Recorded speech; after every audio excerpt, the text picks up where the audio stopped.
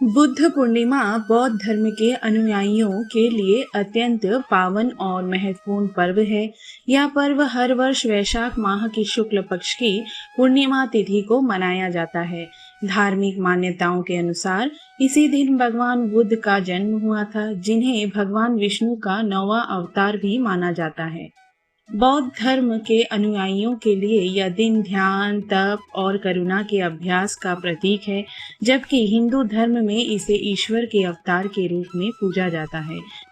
इस दिन कई लोग सत्य, अहिंसा और संयम का व्रत लेकर पुण्य अर्जित करते हैं। बुद्ध पूर्णिमा को आत्म शुद्धि और आध्यात्मिक जागरण का विशेष अवसर माना जाता है। बुद्ध पूर्णिमा 2025 का पर्व 11 मई 2025 को रात के 8:01 से प्रारंभ होगा और 12 मई 2025 को रात के 10:25 तक समाप्त होगा। उदय तिथि के अनुसार बुद्ध पूर्णिमा का पर्व 12 मई सोमवार को मनाया जाएगा।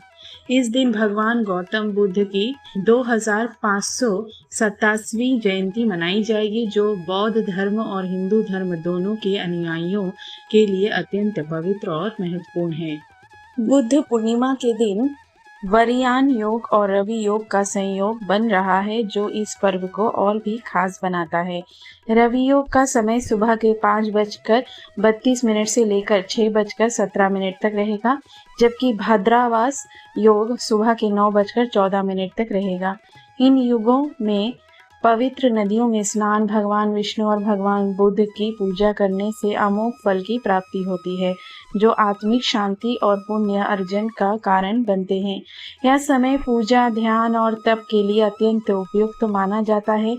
इस दिन के विशेष योगों का लाभ उठाकर लोग भगवान बुद्ध की कृपा प्राप्त करने के लिए साथ साथ अपने जीवन में शांति और समृद्धि लाने की कोशिश करते हैं। बुद्ध पूर्णिमा का पर्व हिंदू और बौद्ध दोनों ही धर्मों के लिए अत्यंत महत्वपूर्ण होता है। यह दिन न केवल भगवान गौतम बुद्ध का जन्मदिन है, बल्कि इसी दिन उन्हें सत्य का ज्ञान भी प्राप्त हुआ था। बौद्ध धर्म के अनुयायी इस दिन को भगवान बुद्ध द्वारा दिखाए गए जीवन के सत्य और उनके धर्म के उपदेशों का पालन करने के रूप में मनाते हैं। इस दिन का धार्मिक महत्व इसलिए भी बढ़ जाता है क्योंकि यह दिन आध्यात्मिक जागरूकता और मानवता के सेवा की प्रेरणा देता है।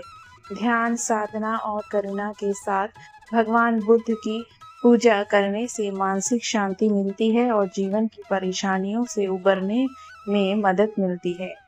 हिंदू धर्म में भी इस दिन का महत्व है क्योंकि इसे भगवान विष्णु के 9वें अवतार के रूप में देखा जाता है। भगवान बुद्ध के जीवन के दुख, पाप और कर्म के फल को समझाया और इसे पवित्र उपदेशों के माध्यम से मानवता को दिखाया जाता है। इस दिन को आध्यात्मिक उन्नति, आत्मिक शांति और पुण्य अर्जन का अवसर माना जाता है।